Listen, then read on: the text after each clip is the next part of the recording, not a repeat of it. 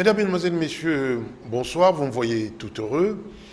Eh bien, nous allons essayer avec mes invités de dresser le portrait robot d'un ministre. Vous me poserez la question de savoir, mais quelle légitimité avez-vous pour dresser le portrait robot d'un ministre? Vous n'avez jamais été. Oui, mais les ministres, on en a vu défiler, hein. On a vu ce qui était bon, ce qui était mauvais. Mais là, il est question de demander à ceux qui viennent d'être nommés de tout mettre en œuvre pour de donner une petite place dans le panthéon à construire, parce qu'il y a effectivement, depuis 60, il y a des ministres qui ont laissé leur nom. Il est question de ressembler à ceux-là. Pour présenter cette émission, j'ai le plaisir d'avoir à mes côtés M. Modeste Bonigaba. Modeste Bonigaba, bonsoir et bonjour. Un très gros plan de votre visage. Bonsoir et bonjour. Bonsoir et bonjour, M. Kibambi. Deuxième invité, monsieur... comment je l'appelle encore, puisque il est tout nouveau. Jean-Patrick Moussenga, bonsoir et bonjour. Bonsoir et bonjour, monsieur Kibambi. Et enfin, Norbert Yamba Yamba, bonsoir et bonjour. Bonsoir, monsieur Kibambi. Alors, je le disais en ouverture de ce programme, c'est quand même prétentieux hein, de vouloir dresser le portrait quand vous n'avez pas encore été en situation de ministre. Mais c'est aussi légitime parce qu'ils sont là pour nous et nous en avons vu défiler des bons, des moins bons et des mauvais. Alors, notre souhait est que ceux qui sont là aujourd'hui ne puissent pas ressembler aux mauvais et très mauvais que nous avons connus depuis notre indépendance. Alors, Monsieur Bonigaba, qu'est-ce que vous avez envie de dire en ouverture? Un bon ministre, ce serait lequel? Ce serait celui qui aurait quelle qualité? Oui, c'est vrai que la question est assez vaste, ouverte, pour qu'on ne puisse pas avoir une réponse percutante là-dessus. Mais je crois que nous avons tous des attentes. Nous, en tant que citoyens, on nous demande d'être des citoyens exigeants. Donc, nous devons attendre de nos ministres des qualités assez rares. Parce que si c'était n'importe qui qu'on pouvait prendre pour être ministre, alors ce ne serait plus, comme vous venez de le dire, des ministres de qualité. Donc, nous attendons de nos futurs ministres des qualités assez exceptionnelles. La première, normalement, devrait être celle de ne pas arriver là-bas pour commencer à apprendre ce qu'on va faire. Parce qu'un ministre arrive dans ses fonctions pour régler des problèmes. Ce n'est pas pour aller apprendre ou découvrir des problèmes. Mais nous savons dans quel contexte nos ministres, le gouvernement a été formé. Donc là, nous sommes très loin de ce profil-là, parce qu'il fallait coaliser les gens, il fallait prendre dans tous les bords politiques, ce qui fait que nous allons devoir être indulgents dès le départ, parce que ces ministres-là, au profil idéal, nous risquons de ne pas en avoir en grand nombre. Mais je constate qu'il y a quand même des figures qui inspirent confiance. Attendons voir comment ils vont se mettre à l'ouvrage, mais d'ores et déjà on peut dire que le profil idéal, ce serait au moins d'arriver en sachant exactement ce qu'on va faire. Après, on cherche des collaborateurs qui vont justement aider à régler les problèmes que vous avez à régler. Mais si vous commencez à chercher ailleurs que là où il faut aller chercher ces gens-là, alors là, c'est sûr que vous allez droit dans le mur. En tout cas, ne pas encourager ce que, disons, le cabinet soit l'endroit où vous parlez votre langue d'origine, enfin, notamment, on est au cabinet, pas pour ça, mais pour autre chose. Monsieur Norbert Uyambem. Merci, M. Kibambi. D'abord, coup de chapeau, bravo pour votre ingénierie professionnelle de choisir parfois des sujets désintéressés qui ne vous apportent pas grand-chose, mais qui permet au pays de se relever. Et ça, c'est quelque chose que je suis de temps en temps très reconnaissant, parce que le Congo, j'allais dire qu'il se trouve dans une salle d'urgence. Il faut lui chercher des médecins, quoi. Mais n'envoyez pas des stagiaires. Sinon, vous allez planifier la mort complètement. Là, on a cherché des militaires, enfin des soldats. Il faut des soldats. Il faut des soldats et nous saluons le Premier ministre qui a fait un exercice pour chercher le concept qui correspondrait. Les warriors, des guerriers. Mais il n'y a pas de guerriers si on n'y va pas sur les champs de bataille. Et les champs de bataille pour nous, c'est la pauvreté de notre peuple. Il faut avoir de l'imagination pour assassiner la pauvreté. Raison pour laquelle cette thématique serait très intéressante si nous arrivons à définir très clairement quel devra être le profil de ceux qui se réclament guerriers pour assassiner la pauvreté. Première compétence, parce qu'il y a une différence entre compétences et diplôme. Beaucoup de diplômés, mais peu ont des compétences. Cependant, la première compétence est utile, c'est cette compétence relationnelle. Celui qui a l'énergie, qui renvoie, et qui a la responsabilité de considérer tout un chacun comme devant lui apporter quelque chose pour faire avancer son job. Parce que généralement, M. Kibambi, on a connu des amis, on était très amis le jour où il est nommé ministre. C'est très clair. Même la manière de répondre, n'est-ce pas, un bonjour, ça change. La manière de marcher, ça change. La manière de regarder, ça change. Il semble que c'est ça le charisme.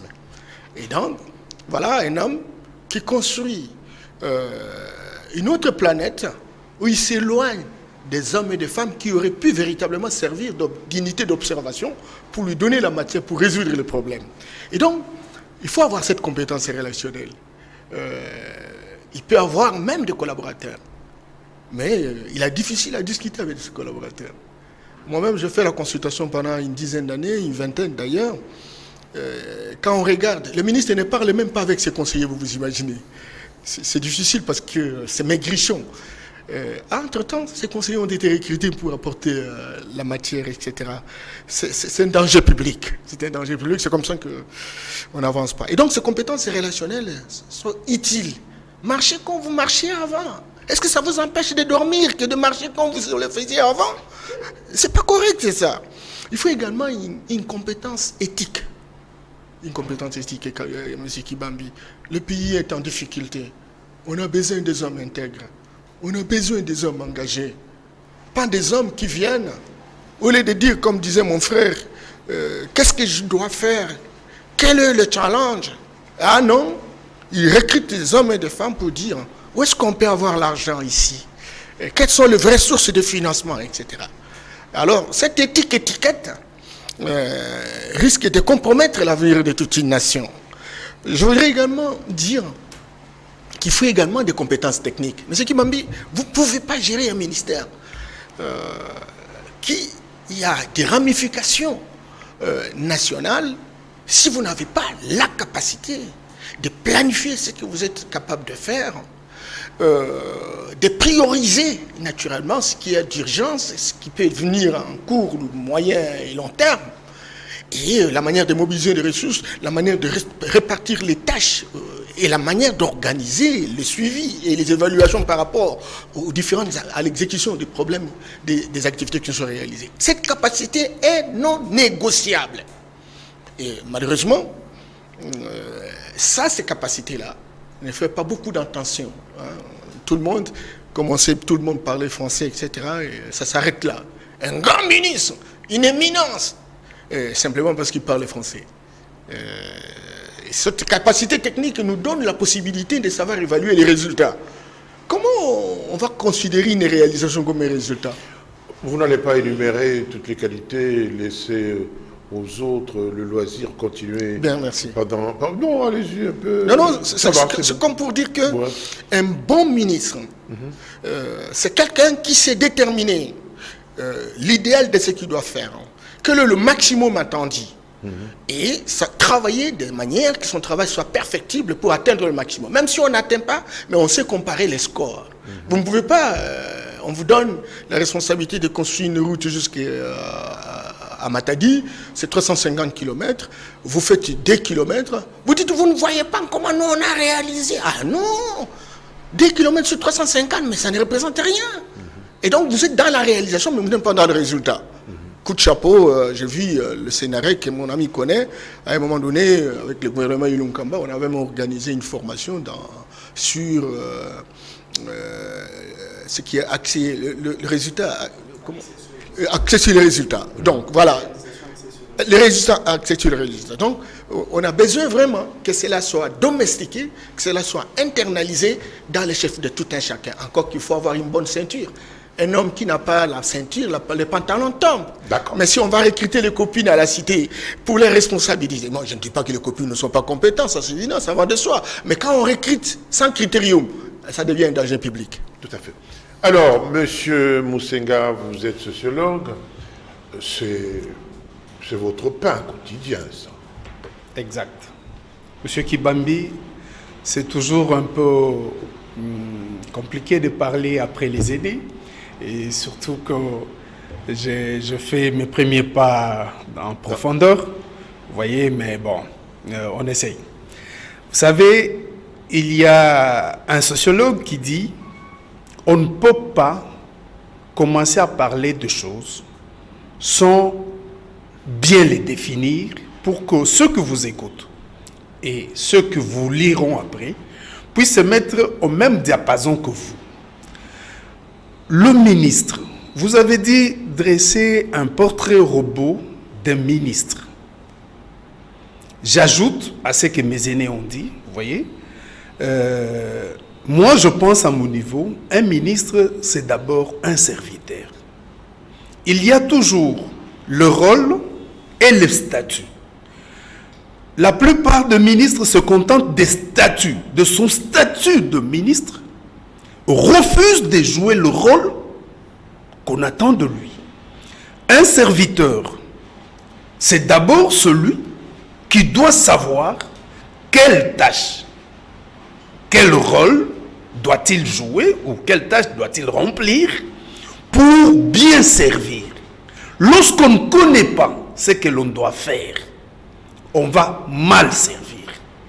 Donc, le ministre étant des serviteurs, ils doivent, dans ce qu'ils font, rencontrer ou donner des solutions, de réponses aux problèmes que la population pose, aux problèmes que la société pose. On n'a pas de ministre, comme venait de dire Yamba Yamba, qui, lorsqu'il vient, il doit d'abord chercher à connaître comment les ministres marchent, comment les ministres s'habillent, comment les ministres parlent. Non, ce n'est pas ça qu'on attend d'eux. La société est en crise. Et lorsque vous acceptez de servir une société telle que la nôtre, une société en crise, Monsieur Kibambi, il faut que celui qui accepte puisse voir ce à quoi on attend de lui. C'est dont on attend de lui. C'est à quoi il va s'en tenir. Ce n'est pas quelqu'un qui viendra pour apprendre, comme l'a dit votre invité sur ce plateau. Ce n'est pas quelqu'un qui vient pour des à peu près. Un serviteur, je reviens sur ça, un serviteur n'a pas sa volonté. Il ne réalise pas sa volonté. Pour partir, s'ils acceptent d'être ministres, ils se disent que ce sont des serviteurs. Mais en tant que serviteurs, ils ne peuvent pas nous amener leur pensée, leur volonté. Ils doivent voir ce qu'il y a sur place, le problème que la société pose, et trouver des solutions trouver de réponse. Je voudrais poser une question précise. Allez-y. Il faut pas faire peur à certains quand même. Parce que vous savez comment les ministres comment on devient ministre, on demande à... Mais il faut d'abord peut-être savoir s'immerger dans votre situation, dans votre secteur. C'est le moyen qui vous permettra de connaître, de vous familiariser avec les questions qui vous sont posées pour leur trouver des réponses. Parce que si vous dites qu'il faut connaître, alors ils vont se dire, mais moi je ne connais pas encore. Si vous ne connaissez pas, ce n'est pas grave. Vous allez vous immerger, vous allez écouter les autres. C'est ça aussi la possibilité, non? S'ils ne connaissent pas, ils abdiguent.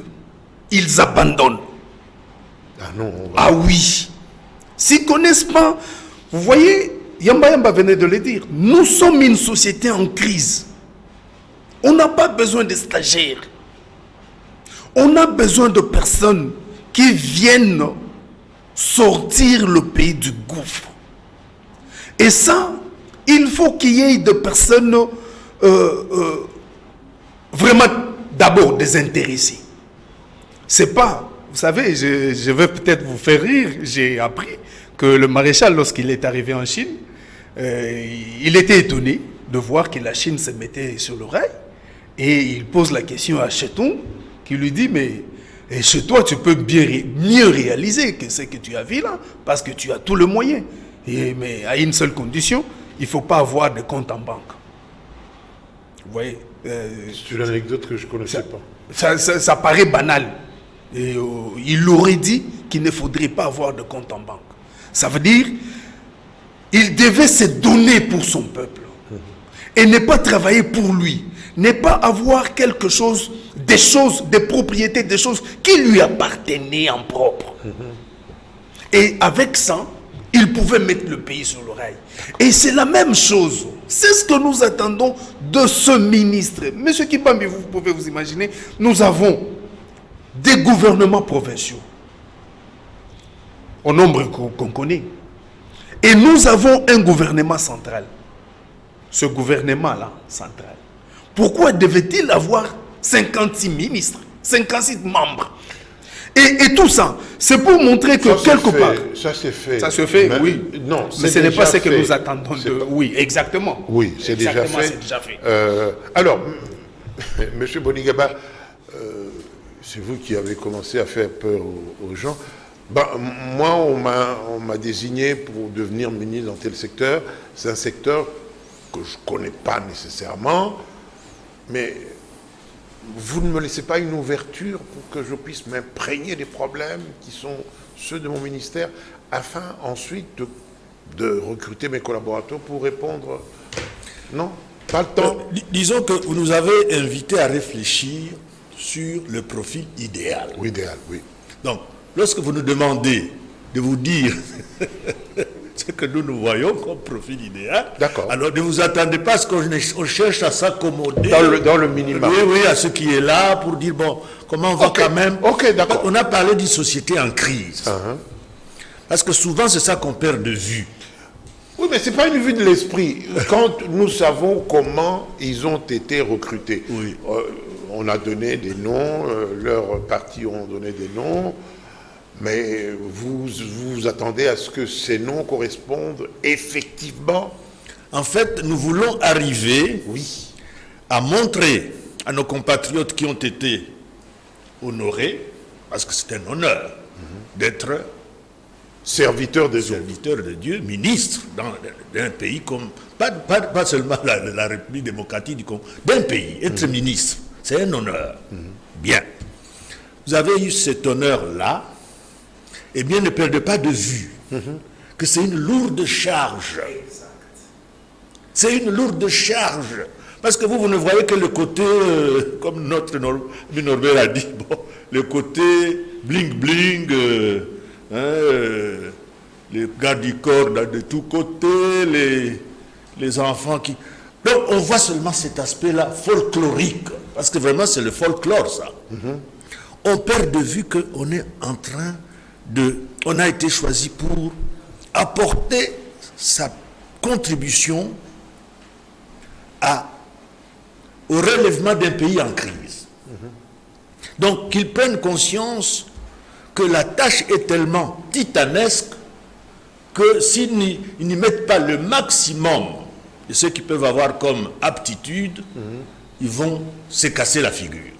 Parce que le peuple, lui, n'est pas tendre pour dire, bon, mais vous savez, tout ça, hein, on les a pris un peu comme ça. Non, le peuple ne va pas dire que... Il ne va pas accorder des circonstances atténuantes. Le peuple va dire, non, nous, la pauvreté est toujours là. La guerre, La guerre est toujours là. Il n'y a rien qui marche. Vous êtes content de dire, tiens, j'ai fait 2 kilomètres sur 350, vous êtes déjà content. Alors que le peuple veut que vous puissiez donner le maximum. Vous avez 1 sur 10, vous êtes déjà content. Le peuple veut vous voir effectivement avoir 10 sur 10. Alors, du coup, l'exercice, évidemment, au sortir d'ici, je suis sûr que les amis qui sont nommés là-bas vont se dire, mais ben là, par rapport au challenge qu'il y a là-bas, c'est sûr que nous sommes déjà quelque part disqualifiés même avant le match. Mais c'est pour qu'ils puissent effectivement comprendre Qui n'ont pas que de temps à perdre. ce n'est pas une partie de plaisir. Voilà. Ils ne sont pas partis là-bas en villégiature, hein, avec des téléphones maintenant de tous côtés, comme l'a bien décrit notre ami Yamba. Mais c'est vraiment pour, en fait, ne plus dormir. Parce que vous aurez tellement de choses à régler, vous aurez tout le temps que vous n'allez pas avoir votre temps libre comme vous l'aviez avant. Qu'ils se mettent ça dans la tête et que nous ne serons pas indulgents pour dire, bon, mais non, vous savez, c'est comme ça et tout ça. Nous sommes là pour leur dire, vous devriez même avoir peur d'aller occuper les postes. Vous devriez avoir peur. C'est pour ça qu'il a dit, s'il sent qu'il n'a pas des épaules assez larges pour faire face, il vaut mieux qu'il ait l'humilité de dire, écoutez, moi, excusez-moi, oui, je préfère laisser ça à d'autres. C'est cela. C'est à ça que nous voulons attirer leur attention. Merci Modeste. Alors, monsieur Yamba. Merci beaucoup. Je crois que le débat est assez intéressant. Mais je me rappelle bien au début des années 90, lorsque le président Mobutu avait déclenché le processus de démocratisation, on avait à un certain moment posé la question à Thomas Kanza, paix à son âme, pour savoir s'il y avait des hommes et des femmes capables de relever le défi au Congo. Et Thomas dira certainement qu'il y a des hommes physiques, mais croyez-moi, toutes les générations sont brûlées pour assumer avec compétence les responsabilités. Toutes les générations sont brûlées. C'est difficile, même parmi la jeunesse, on a difficile à trouver des hommes ayant un profil robot pour relever le défi. Mais il a dit, mais lorsqu'on prend conscience, lorsqu'on s'engage, lorsqu'on va au front, on est capable de changer la situation. La problématique du profil du ministre dans notre pays est une question questionnante. Si je voudrais dire que c'est une question qui appelle plusieurs questions. Certainement qu'on définit ce profil, mais quel est le profil aujourd'hui de l'élite politique? Ce débat n'a pas eu lieu, M. Kibambi. C'est comme ça que je vous félicitais au départ. J'ai dit ces questions-là ne font pas l'objet de discussions. C'est pas entre les hommes politiques. Généralement, ce n'est pas n'importe qui devient ministre. Les partis politiques sont montés en ayant la configuration d'une république. Vous avez Même chez nous, c'est déjà comme ça? Non, on n'est pas là. Nous, on est en train de parler de l'idéal. Mais je dis, quand vous regardez l'ossature d'un parti politique, le président, c'est qu'il a des ambitions de devenir chef de l'État. Tout à fait. Le secrétaire général, c'est le premier ministre potentiel. Les secrétaires nationaux sont des ministres. Et vous pouvez aller à différents échelons administratifs, les gouverneurs, les présidents fédéraux, etc. Et lorsque vous êtes en réunion, M. Kibambi, je fais la consultance, je travaille avec 43 pays en Afrique où j'enseigne la structuration du parti politique. C'est un problème réel. Dans les discussions à l'intérieur des partis politiques, vous avez un chargé d'environnement, Vous savez, un chargé d'agriculture, des droits de l'homme, dans les différents secteurs de la vie. Mais on ne discute pas de ces questions. On ne discute pas. S'il y a une réunion, c'est pour préparer une marche. S'il y a une réunion, c'est pour préparer un meeting. Mais la personne qui est chargée, n'est-ce pas, de l'environnement ne connaît même pas quelles sont les lois disponibles par rapport à la question. Donc, on ne connaît même pas l'état des lieux. Et donc, les gens se complaisent. Le jour où il arrive, même s'il a été secrétaire national en charge de l'environnement, tout est étrange. Parce qu'il ne connaît pas l'existant. Et il commence à chercher. Et ici, il se trouve, il a des pressions devant lui, où sa famille, ses amis, ses copains, etc., chacun veut être dans sa ceinture. Il ne se pose même pas la question, quel sera le résultat à atteindre. Et là, ça devient un danger. Et c'est comme ça que mon frère Moussenga pouvait avoir raison en disant, mais il faut abandonner. Mais on ne peut pas abandonner parce que nous avons cette classe politique. C'est comme ça que M. Kibambi, et vous connaissez bien la France plus que moi, il y a des hommes qui deviennent des spécialistes de la non-spécialisation. Mon ami, oui, il est sociologue. C'est pas pour autant qu'il ne peut pas maîtriser l'économie. Et il peut te retrouver, il y a l'autoroute de l'information. Vous parlez de toutes ces questions-là, mais vous êtes journaliste. Mais lui, c'est comme un politologue, mais et pourtant c'est un économiste. Il a écrit plusieurs livres, je connais mon type. Et vous-même je suis spécialiste. J'embrasse plusieurs parce qu'il faut avoir une vision large. Et on a besoin que les gens travaillent. Et c'est là que j'ai rejoint mes deux frères. Bon, tout à fait, vous les rejoignez. Alors, en disant ce que vous venez de dire, que la structuration de nos partis politiques n'est pas celle qu'on aurait dû attendre. Donc, par là, vous admettez que certains qui sont là devront s'immerger vraiment avant de commencer à résoudre. Tout à fait. C'est comme ça que ça commence par la ceinture. On n'est pas censé tout connaître. Nous avons des hommes, comme nous, les cas d'espèce, on ne va pas inventer. La formule, c'est d'entendre de l'autorité morale qui vous désigne des gens. Peu importe leur profil. Et vous les encaissez. Mais vous avez des défis qu'il faut véritablement relever. Alors on a besoin de quoi? On a besoin d'une ceinture. Il faut savoir choisir des hommes et des femmes qui peuvent vous aider. Très bien. À mieux maîtriser les choses. Encore que vous aussi, vous devez travailler. C'est pas Mais généralement, les personnes qu'on vous demande de recruter devraient être de votre parti, même s'ils ne connaissent rien. Ça aussi, ce sont des corrections à faire. Alors maintenant, le débat contre la pauvreté, ce débat-là doit commencer aujourd'hui.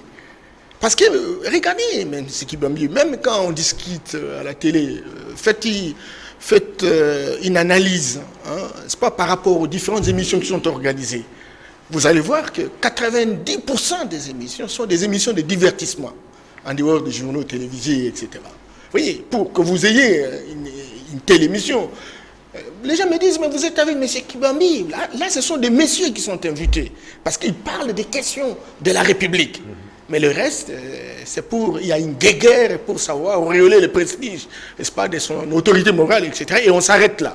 Et la question de la pauvreté, pour savoir, nous entendons, en ayant tel délai, quel type de résultat, ça, cette question-là n'est pas encore de mise. Et nous avons intérêt, franchement, que nous puissions en discuter encore qu'on nous écoute.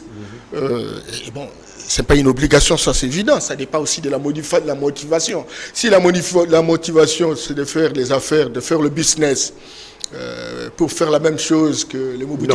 Non, là vraiment c'est pas bon. Il faut enlever des têtes de ceux qui sont là, cette motivation d'affairiste, parce que le temps est contre eux et contre nous. Il est question de trouver des solutions, et les solutions, des questions d'ailleurs, nous les connaissons, il y a des urgences, il y a la guerre à l'Est, il y a la pauvreté, il faut y aller. Il ne faut pas faire peur à ces messieurs et dames, mais il est question de ne pas y aller pour faire de l'affairisme. L'émission que nous faisons, c'est une émission fondamentalement pédagogique. Oui. Nous mettons la barre très haut pour qu'ils comprennent qu'ils ont une charge, ils ont une responsabilité. D'accord. Et qu'ils non peuvent pas pour s'amuser. les faire peur. Non, pas pour leur faire peur. Bien au contraire, ce sont des garde-fous que nous mettons pour qu'ils ne puissent pas tomber dans les pièges. Moussenga. Monsieur Kifali, Vous savez, lorsque l'on parle charge, l'on doit en amont parler préparation. Comment est-ce que vous chargez quelqu'un qui n'a pas été préparé pour porter cette charge? Ça, j'en viens à ce que Yamba Yamba venait de dire. Monsieur Yamba Yamba, vous voyez quelqu'un qui est Premier ministre parce que c'est par la volonté de l'autorité morale. C'est parce que son parti... Ne critiquons pas, maintenant allons au feu, hein. Nous avons ce que nous avons. Exactement, oui. nous allons au fait. Lorsque l'on ne prépare pas les gens à assumer certaines fonctions... Supposons qu'ils ont été préparés. Bien sûr, En bon, tout cas, moi je ne fais pas un procès d'intention. Je suppose qu'ils ont été préparés. Et pour ça, ils doivent se mettre en tête de le problème qui les attend. Le poids de cette charge qu'ils doivent porter. Nous avons dit, et nous revenons dessus pour dire qu'on est ministre pas pour faire sa volonté. Peut-être que votre volonté était de faire 2 kilomètres. Mais la charge que vous avez, ce que l'on vous demande, c'est de faire 340 kilomètres. Ne venez pas nous faire votre volonté qui est de faire 2 kilomètres. Lorsque nous préparons, puisqu'il a encore évoqué, de la pauvreté. Mais je ne sais pas, quand est-ce que cette problématique pourra nous quitter l'esprit, nous autres là. Nous sommes en train de partir. Et nous allons laisser cela à nos enfants. Vous êtes jeune, vous avez encore du temps. Ne parlez pas comme nous. Oui, mais bon, je ne viens pas révéler mon âge ici. Bon, de toutes les façons, je pense à cette table, je suis le plus jeune. C'est bien dit. Vous avez encore le temps, oui. Alors, qu'est-ce que vous avez envie de leur dire? Vous leur demandez quoi? Mais ils vont bientôt commencer. Monsieur Kibambi. Ils terminent à peine les remises et reprises. Monsieur Kibambi, dans le job description de ministre, parfois, il y a les attributions qui sont mal traduites. Je vous donne un exemple. Lorsque vous avez le ministère de l'énergie qui prend en charge la régie des eaux et la SNEL, mais vous avez le ministère de eau et forêt. Quand est-ce que les deux vont se rencontrer? Où est-ce que les deux se rencontrent? Quelles sont les tâches spécifiques de chacun là où ils se rencontrent? J'ai lu les attributions de deux, je n'ai pas trouvé. Je donne un autre exemple. L'on parle des affaires sociales, des infrastructures, de la jeunesse et de formation professionnelle et classe moyenne. L'infrastructure cherche la main-d'œuvre. La formation professionnelle forme cette main-d'œuvre. La jeunesse et loisirs gèrent les jeunes. Où est-ce qu'ils se rencontrent? Et quelles sont les tâches spécifiques là où ils se rencontrent? Cela fera l'objet sans doute des premières réunions de ministres où les choses seront précisées, non? Bon, on le croit bien.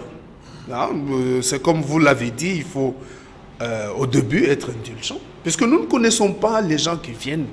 Mais ceux qui ont mis ce gouvernement en place auront le loisir et le temps de bien définir les responsabilités afin qu'on ne puisse pas trop cafouiller. Je reviens à vous dans un petit instant.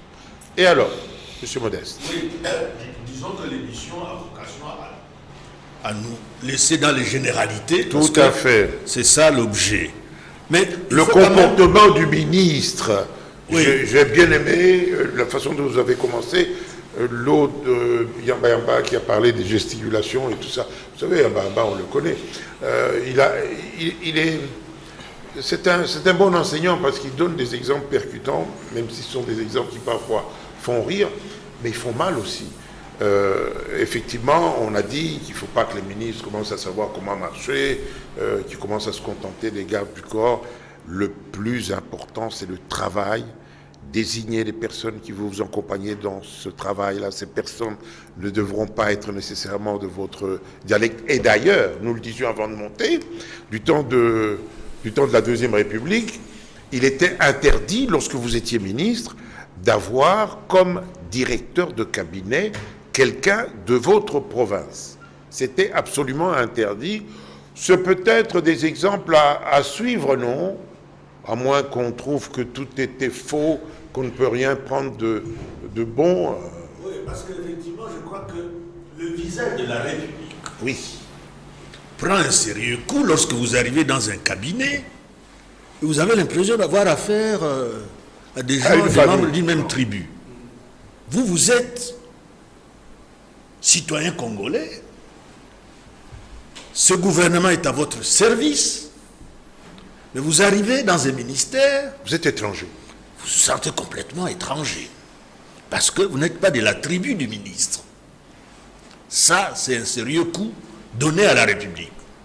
Donc, si on pouvait déjà commencer par ça, et dire, voilà, un cabinet, on sait combien de conseillers il y a dedans.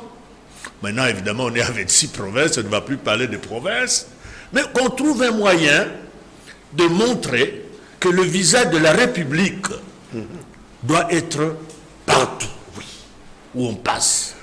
Tout celui qui passe dans un ministère doit se retrouver chez lui. Doit se sentir chez lui. Oui. Qui n'arrive pas et qui commence à demander si... D'abord, déjà, la manière d'être reçu Oui. est déjà un indicateur que vous n'êtes pas vraiment chez vous. Oui, oui. Vous n'êtes pas le bienvenu.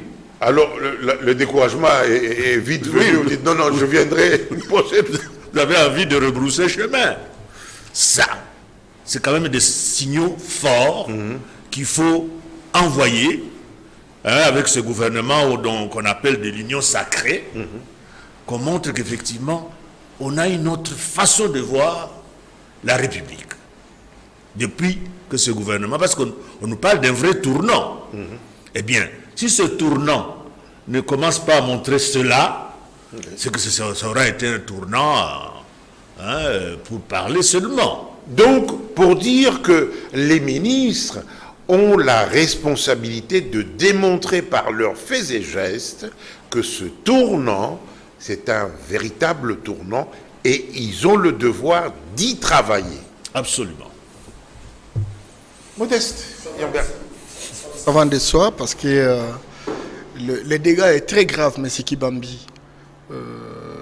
La pauvreté est très, très, très, très grave. J'allais dire gravissime.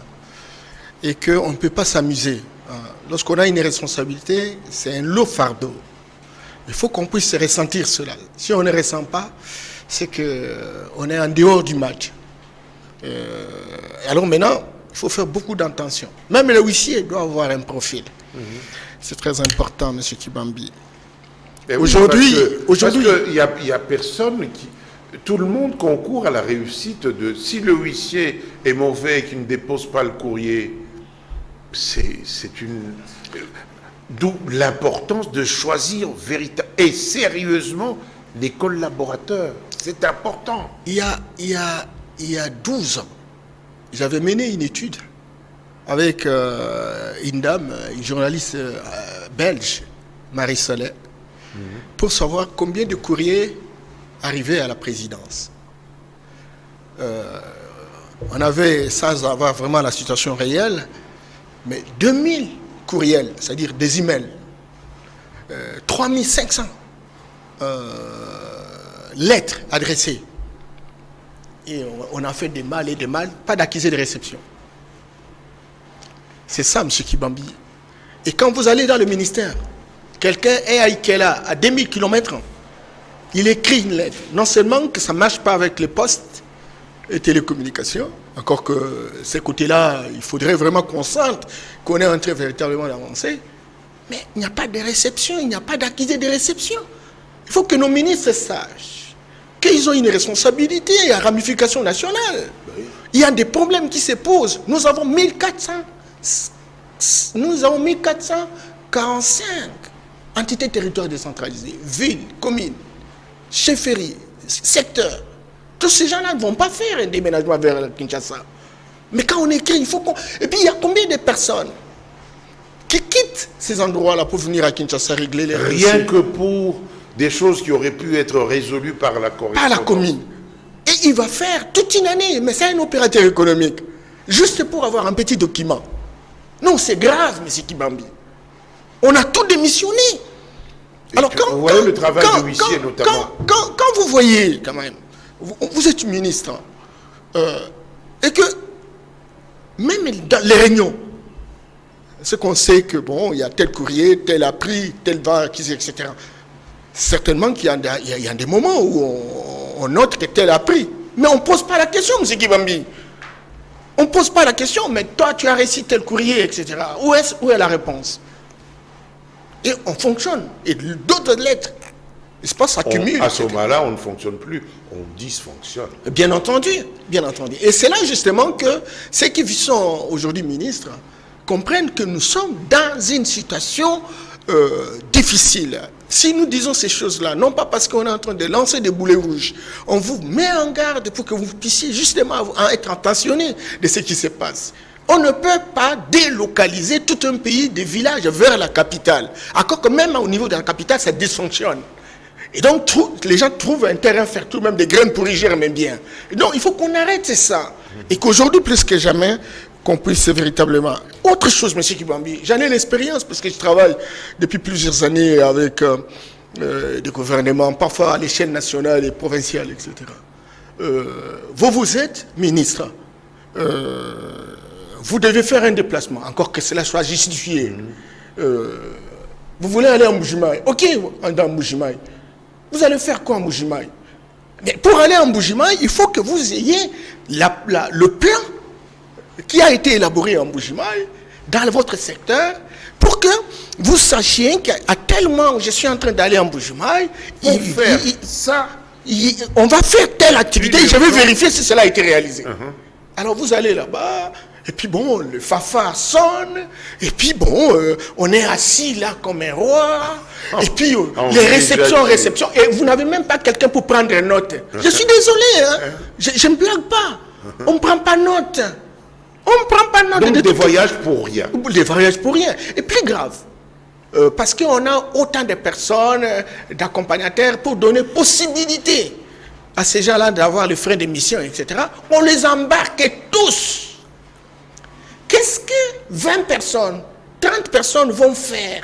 Quelle est la tâche dévolue à chaque personne? Tout simplement parce que ce sont mes frères, il faut qu'ils gagnent les frais d'émission et pour que véritablement chacun puisse mieux vivre. À ce moment-là, le Congo et les Congolais... Et souvent d'ailleurs, vous allez peser sur le budget du gouvernorat de Mbujimaï parce que les frais de mission que vous avez, c'est votre argent. Mais ce qui, Bambi, je termine par là, les collègues vont parler. Mais ceux qui quittent Kinshasa, ils vont aller déposer l'argent.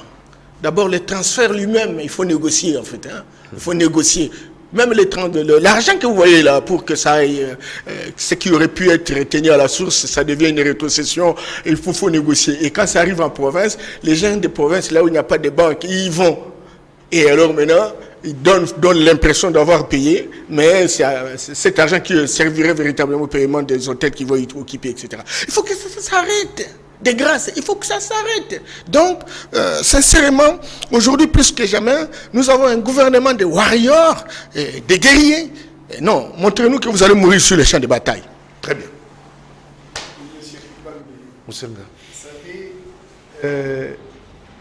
Il y a des gens qui ont dit que l'administration, c'est la colonne vertébrale Absolument. de toute une nation. Lorsqu'ils parlent, peut-être les gens peuvent rire, mais ça fait très mal. Dans le temps, vous allez vous rappeler que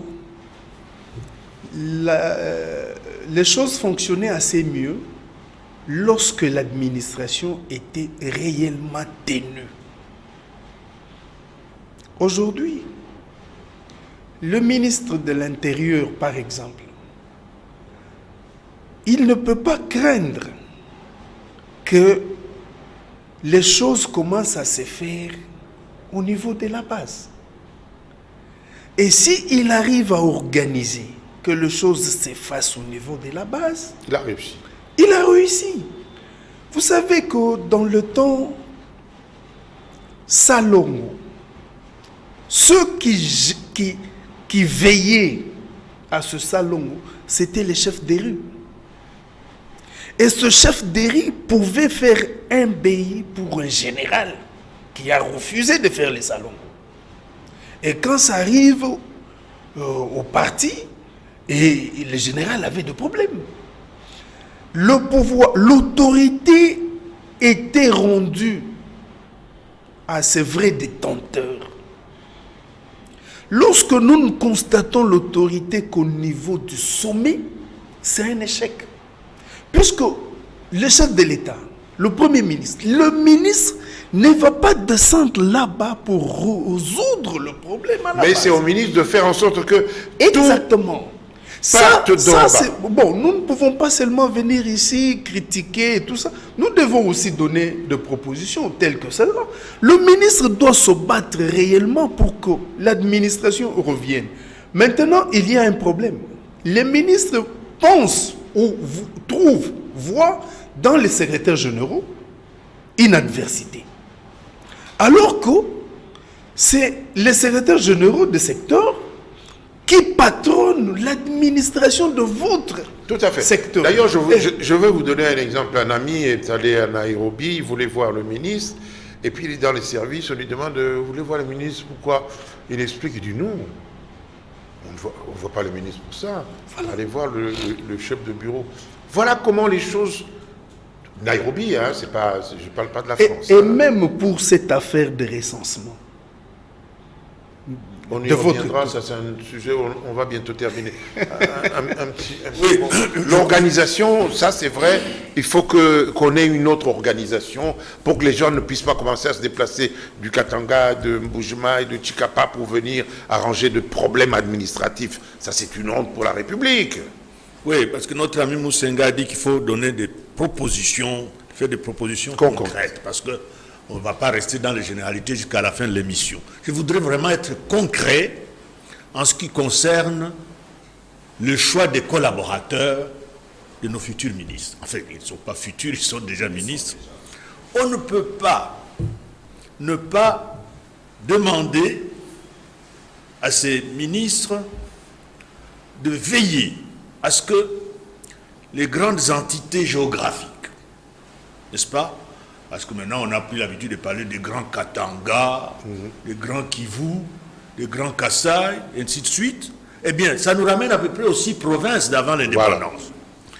Faire en sorte que dans chaque ministère, dans chaque cabinet ministériel, on puisse avoir au moins ces figures-là qui proviennent de ces différentes zones géographiques. Parce qu'on ne peut pas continuer à être ici. Vous venez du Grand Kivu, vous arrivez dans un ministère, mais vous êtes complètement étranger. Ou bien vous êtes du Grand Katanga ou du Grand Équateur, etc. Non, il faut que vraiment la République soit chaque fois reflétée dans un ministère lorsque vous y arrivez, que les gens sachent que non, mais on ne peut pas ne pas gérer correctement ce dossier parce que il y aura quelqu'un qui va le dire, qui va montrer que non, pourquoi vous ne me retrouve pas. Vous êtes impartiaux. Donc, il faut qu'on veille au moins à ça, de manière vraiment très stricte, pour que demain, on puisse dire, tiens, mais l'Union sacrée, là, c'est effectivement quand même voilà. Un tournant. Hein. Mes chers amis, l'émission est terminée. On a fait le tour, pas pour vous chatouiller, pas pour... non, c'est véritablement pour que les choses puissent avancer. Et vous qui avez suivi cette émission et qui avez de relations avec le ministre, soufflez-nous l'un ou l'autre mot qui vous a frappé, l'un ou l'autre chapitre qui vous aura frappé, et vous verrez que le pays ne s'en portera que bien. Ceux qui sont conseillers, soyez véritablement des conseillers, n'ayez pas peur du ministre. Au contraire, dites-lui ce qui va, si ça va, et dites-lui ce qui ne va pas si ça ne va pas, même s'il vous engueule. Demain, il se rendra compte que vous aviez raison et il vous rappellera. Mesdames, Mesdemoiselles, Messieurs, voilà terminé pour ce journal. Merci de nous avoir accordé votre sympathique attention et à la fois prochaine. Merci, messieurs.